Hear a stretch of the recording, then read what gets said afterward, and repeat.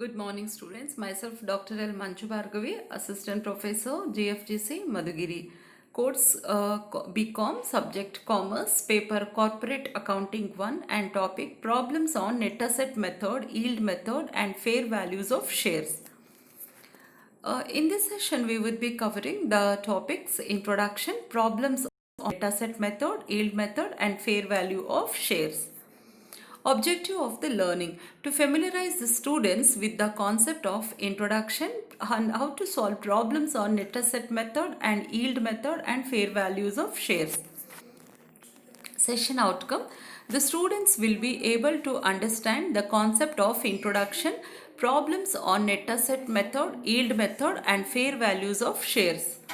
Introduction: there are many circumstances where values of shares are required for various accounting purposes.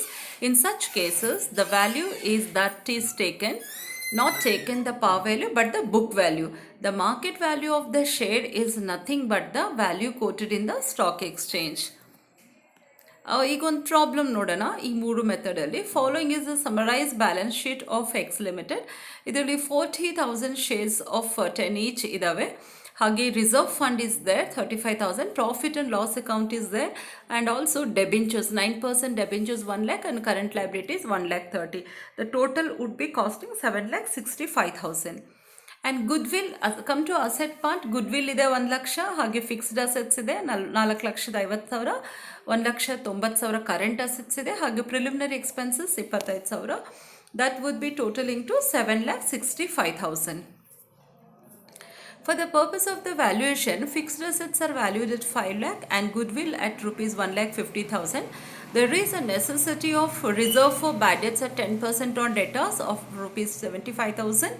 It is found that stock was overvalued by rupees 9,000 and the net profits for last 3 years is 69,000, 71,800 and 90,200. 3 ವರ್ಷಕ್ಕೆ ಕೊಟ್ಟಿದ್ದಾರೆ. ಹಾಗೆ this is respectively after taxation. Out of this 20% was place to reserve. The proportion being considered reasonable in the industry in which the company is engaged and where the normal rate of return is 10%.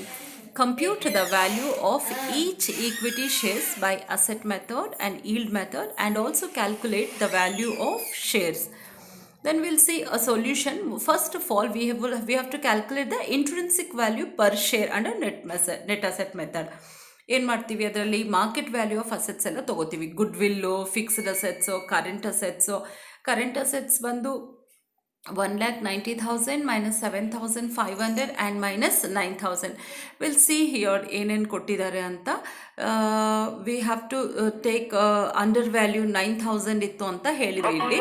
ಹಾಗೆ we'll see the remaining part, that is the total minus 75,000, that would be 7,500, that would be 1,73,000. ಇದು market value first ಬಂದು 8,23,500 ಬಂದಿದೆ.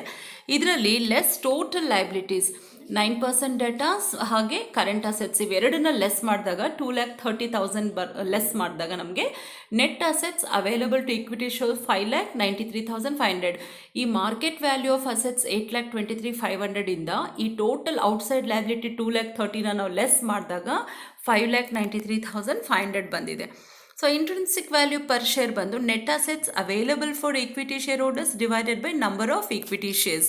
So amount ಬಂದು 5,93,500 divided by 40,000 equity shares ಆದ್ರೆ ಆಗ 14.84 ಬರುತ್ತೆ. ಈಗ yield ಮೆಥಡಲ್ಲಿ ನೋಡಿದಾಗ calculation of average profit is total profits divided by number of years. ಅಂದರೆ ಇಲ್ಲಿ ಆಲ್ರೆಡಿ 3 ವರ್ಷದ ಪ್ರಾಫಿಟ್ ಕೊಟ್ಟಿದ್ರು ನಮಗೆ. 69,000, 71,800 ಹಾಗೆ 90,200. ಇದನ್ನೆಲ್ಲ ಡಿವೈಡೆಡ್ ಬೈ 3 ಮಾಡ್ಕೊಂಡಾಗ ನಮಗೆ ಆವ್ರೇಜ್ ಪ್ರಾಫಿಟ್ ಬರುತ್ತೆ. That is 77,000. Calculation of profits available for dividend. Average profits of the company 77,000 already calculate ಮಾಡಿದ್ದೀವಿ. ಹಾಗೆ transfer to general reserve 20%. Already ನಮಗೆ ಸ್ಟಾರ್ಟಿಂಗಲ್ಲಿ ಹೇಳಿದರು ಇದರಲ್ಲಿ 20%ನ ಜನರಲ್ ರಿಸರ್ವ್ಗೆ ಟ್ರಾನ್ಸ್ಫರ್ ಮಾಡಬೇಕಂತ. ನೋಡಿ 3 ವರ್ಷದ ಪ್ರಾಫಿಟ್ 69, 71,800 ಆ್ಯಂಡ್ 90,000. ಇದರಲ್ಲಿ out of this 20% was place to reserve. ಹಾಗಾಗಿ 20% ನಾವು ರಿಸರ್ವ್ಗೆ ಟ್ರಾನ್ಸ್ಫರ್ ಮಾಡಿದಾಗ 15,400 ಲೆಸ್ ಮಾಡಿದಾಗ profits available for equity dividend ಬಂದು 61,600 ಬರುತ್ತೆ. ಈಗ ನಾವು ಕ್ಯಾಪಿಟಲೈಸ್ ಪ್ರಾಫಿಟ್ನ ಕಂಡುಹಿಡಬೇಕು. Capitalise profit equal to profits available for equity dividends into 100 divided by normal rate. So 61,600 into 100 divided by 10. ಈಗ profits available for equity dividend already ನಮ್ಮ previous ಸ್ಟೆಪ್ಪಲ್ಲಿ ಬಂದಿದೆ. 61,600 ಇಂಟು 100 ಡಿವೈಡೆಡ್ ಬೈ ರೇಟ್ ಬಂದು 10. That would cost capitalise profit would come 6,16,000. ಈಗ last D part ಬಂದು calculation of market value per share ಬಂದು market value per share equal to capitalise profit divided by number of equity shares.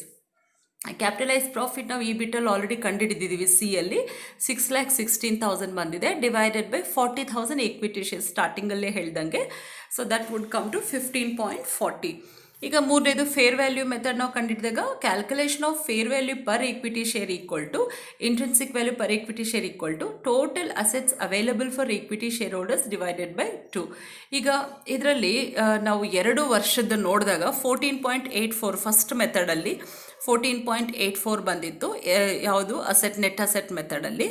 Yield ಮೆಥಡಲ್ಲಿ ಕೂಡ ನಾವು calculate ಮಾಡಿದಾಗ which is come to 15.40 divided by 2. So ಅದರಲ್ಲಿ ನಮಗೆ 15.12 ಬರುತ್ತೆ. Thank you students, that's all in this session. 3 ಮೆಥಡ್ನ use ಮಾಡಿ ಈಗ ನಾವು ಹೇಗೆ equity share per equity share value ಕಂಡುಹಿಡಿದು ಅಂತ ನೋಡಿದ್ದೀವಿ. So thank you so much for your cooperation and see you in the next session. Thank you.